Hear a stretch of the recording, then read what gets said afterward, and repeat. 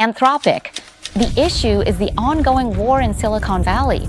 So who exactly is Anthropic? Anthropic is a prominent American artificial intelligence company born and raised right here in the United States. But right now, it's been blacklisted by the US government because Anthropic is currently facing a major conflict against them. Anthropic is no ordinary company. They used to be deeply embedded at the very heart of US national security. Anthropic is the company that developed Claude AI. You know Claude, right? But the Claude we're talking about here, the military version, is not the same as the one we use. That's because the US government uses a version of Claude that Anthropic specially designed for them, specifically for missions like tracking down and capturing Maduro, the leader of Venezuela, and for tracking, targeting, and assassinating Khamenei, the supreme leader of Iran. In planning military operations, it can lock onto 1,000 targets and carry out attacks within 24 hours. Wow, right? But what's even more amazing is Anthropic. They didn't know that their software was being used in some missions that, according to Dario, the CEO, violated the software usage agreement.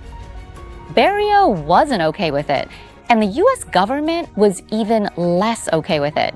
And this is the origin of the bombshell in Silicon Valley, which, by the way, Sam Altman from OpenAI is also involved in. Support Anthropic's information on the Silicon Valley bombshell from the Psy Money Monster channel by scanning this QR code. Or you can easily support the Psy Money Monster channel by liking, sharing, commenting to chat with us, or saving the video to watch later. But what I'd really love for you to do most is to subscribe to the channel for Neezy. If you've already subscribed, no need to do it again. If you haven't, just one click is enough. So that next time I upload a clip, we can meet again. How about that? Thank you. Let's start with the war scene first, because right now it's a hot topic. Wow, the United States can launch such fast and powerful attacks because they're really using AI warfare technology now. For example, attacking 1,000 targets in Iran within 24 hours was possible because they used a specialized AI called Marvin Smart System. It was developed by Palantir and powered by software called Claude AI, created by Anthropic. That's right, it's a specialized version. Anthropic designed it specifically for the military. This system can gather massive amounts of data from satellites, surveillance, and other intelligence sources. For example, the Israeli government can collect data directly from traffic cameras, tracking where people are going and where they came from. Where someone is, at what time, this system can pull all that data. Yes, it's a huge amount, so much that you could call it an ocean or even a sea of information. Normally, if you didn't have AI and had to process all this with people, it would take a lifetime. But with AI, all the processing is fast, instant, and accurate. It can pinpoint locations with precision and even prioritize which coordinates are most important. Plus, it presents the results in a way it happens instantly and in real time. If it weren't for Anthropic's core and Palantir, honestly, all the data gathering and processing I just described would take weeks. Perhaps even several weeks would not be nearly enough. But now, everything can be done in real time. This means the US military is using AI to significantly accelerate the overall pace of warfare. And it allows just a small number of people to actually replace an entire army. According to a report from Georgetown University, this system enables a single artillery unit with only 20 personnel to operate as if they had 2,000 staff. See? Just a handful of people can really replace an army. And this cloud-based system also played a key role in capturing Nicolas Maduro, the leader of Venezuela. The problem is, Anthropic says that their software was used in this mission. Underline this part. This is what Anthropic said. They were quoted as saying, "I had absolutely no idea my software was being used in this specific mission, because this is the fundamental root cause of the fallout between Anthropic and the Pentagon." Michael, a former senior executive at the Pentagon, shared in an email that the beginning of all this was after the operation to arrest Nicolas Maduro. One of the executives at Anthropic called Palantir because the US military purchased services through Palantir, right? So Anthropic had to call Palantir to ask, and the Anthropic executive directly asked Palantir whether the software developed by Anthropic, or the code, was used in the mission to capture Nicolas Maduro or not. This information is classified, and what Anthropic was asking was essentially trying to obtain classified information that Palantir couldn't disclose.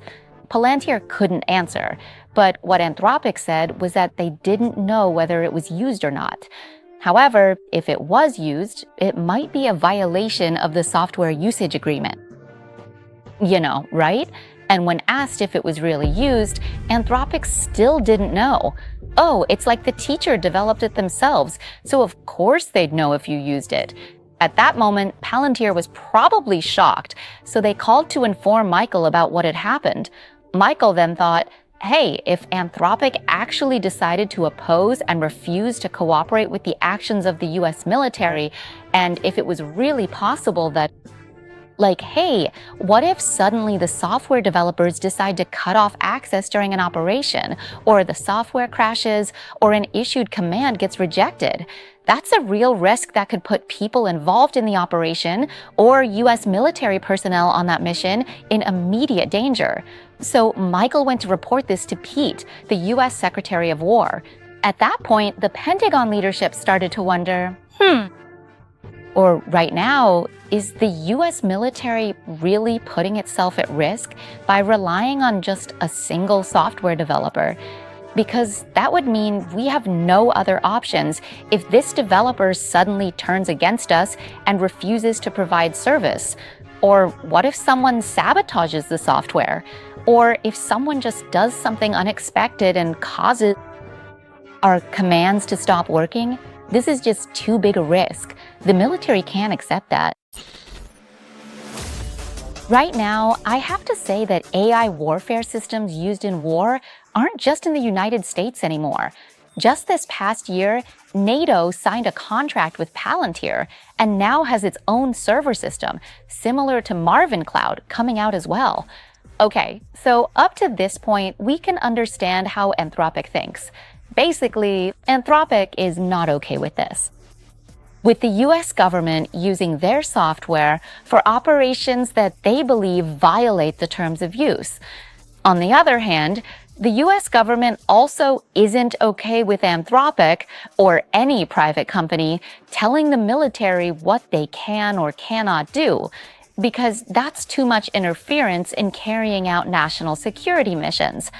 So the US Department of Defense decided to officially announce that from now on, you don't want to cooperate, right? You're gonna resist, right? So from now on, Anthropic, you are considered a supply chain risk. This is a very serious designation. Normally, it's only used for direct adversaries, like countries that are outright opponents. For example, companies like Huawei from China have been labeled this way. And it makes sense, because for the US government to label a company as such, being labeled as a supply chain risk is a critical preventative security measure. It's to effectively prevent that company from interfering with military operations, committing sabotage, or using cyber warfare against US companies. Being designated as a supply chain risk is considered to be every bit as extreme as outright exclusion, because it means issuing a formal order that strictly prohibits the US military or any defense-related contractors, or any officials or anyone at all connected to the US government. In other words, the entire public sector is strictly prohibited from using any HOPE software. It's basically like a sanction. It's a huge form of exclusion. And honestly, it has a major impact on Anthropic's financial standing. Right now, Anthropic is an AI company valued at up to $38 billion, and they've been doing really well. They even have plans to go public. But if the government suddenly blocks them like this, it's definitely going to shake things up. When Anthropic is shaken up like this, you have to remember that Anthropic actually split off from OpenAI. So Anthropic is basically a competitor to OpenAI. That means at the moment when Anthropic is clashing with the US government, it's what you'd call a chaotic situation. Things were really messy at that time.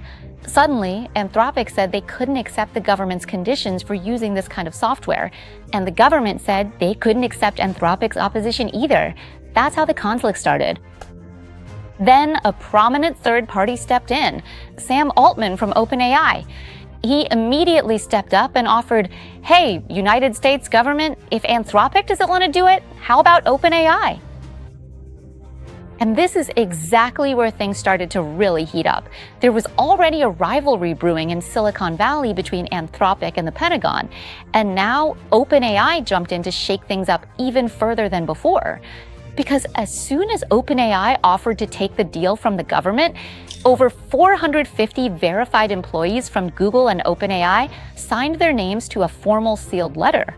They called on Sam Altman as the leader of OpenAI, stating very clearly that we really ought to stand firmly behind Anthropic. Do you know why? Because it is widely understood by everyone that the reason Dario Amodei, the CEO of Anthropic, turned down that major government deal is because he has a very firm stance. The government must comply with two specific conditions. The first is that they are absolutely prohibited from being able to use Anthropic software, or Claude, for the mass surveillance of US citizens. It means tracking everything. Every action, everywhere, anytime, anyhow. Nobody likes being watched like that. And the second condition is that their software cannot be used in fully autonomous weapons to make kill decisions without a living human in control. These are the two demands Anthropic made. But as expected, the US government isn't happy about a private company telling them what they can and can't do, can or cannot make money. And they're demanding that Anthropic allow the military to use Claude for any and all legal purposes. But if you say all legal purposes, that means Anthropic's first demand is out the window, because the United States has a law called the Patriot Act. This law basically means that spying on US citizens in any way is legal. The government can buy massive amounts of data about the locations, personal information, and political affiliations of US citizens, and then analyze it with AI. What's scary is that normally when we do things on the internet, sometimes it just knows that someone is doing something online, like this person did this transaction or that person did that. But it usually can't identify exactly who it is to that extent. Miss So-and-so, for example, who is this kind of person, that level of detail could become possible. This will happen if all these AI processing systems and mass surveillance are plugged into a technology called digital ID. If you're not familiar with digital ID, I recommend watching this video, Digital ID, the beginning of digital shackles. With this, they'll know exactly what you're doing on which platform, and they'll be able to spy on us no matter what we do. There will always be someone watching us, not just at home. But there will be people watching us all the time. And Dario says this is something terrible because it's a form of total control. You can check it out in the control grid. On February 24th, the US government issued an ultimatum to Anthropic, demanding they accept the agreement by 5:01 p.m. Otherwise, they would face severe consequences. And of course, Dario Amodei refused. And on February 26th, Dario came out and made a statement saying that they could not, in good conscience, accept these demands. He said it was because the contract the government offered had certain points that, on the surface, made it look like the government was okay with the agreement Anthropic proposed. But if you read it carefully, it's actually an agreement that isn't really an agreement, because there are a lot of clauses saying that if the Pentagon sees that, it's appropriate, or they can do anything as long as it's legal. That's why Dario said, because of this, we just can't accept it. Coming back to Sam Altman as the person who really stoked the fire and made things even more heated, because almost no one believes that the contract Sam Altman agreed to with the government is actually safe for the public. In fact, Sam Altman himself posted on his personal social media that the deal between OpenAI and the government follows the exact same principles as what Anthropic wants, which is no mass surveillance of citizens and no authorization for the use of autonomous weapons without human oversight. And honestly, the Department of Defense agrees with these principles too. They're reflected in laws and policies and have already been included in the agreements. But because the contract was rushed, if it were really that solid, Anthropic would have agreed already. But OpenAI came in and within just 2 days finalized the contract. With a deal that fast, it's no wonder people are skeptical. Like, hey, are you sure about that? This sparked a huge backlash from the public, you know?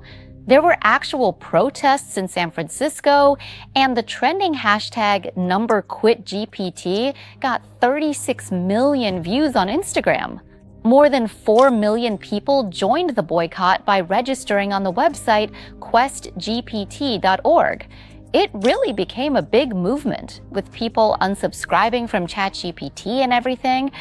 Honestly, we've already talked about understanding Anthropic, the US government, and Sam Altman, so now we need to talk about understanding Sam Altman himself. And since we're Money Monster, of course, we're going to talk about the financial side of things. So why did Sam Altman rush in to grab this deal so eagerly, like he was starving for it? It's because OpenAI is facing a lot of problems right now.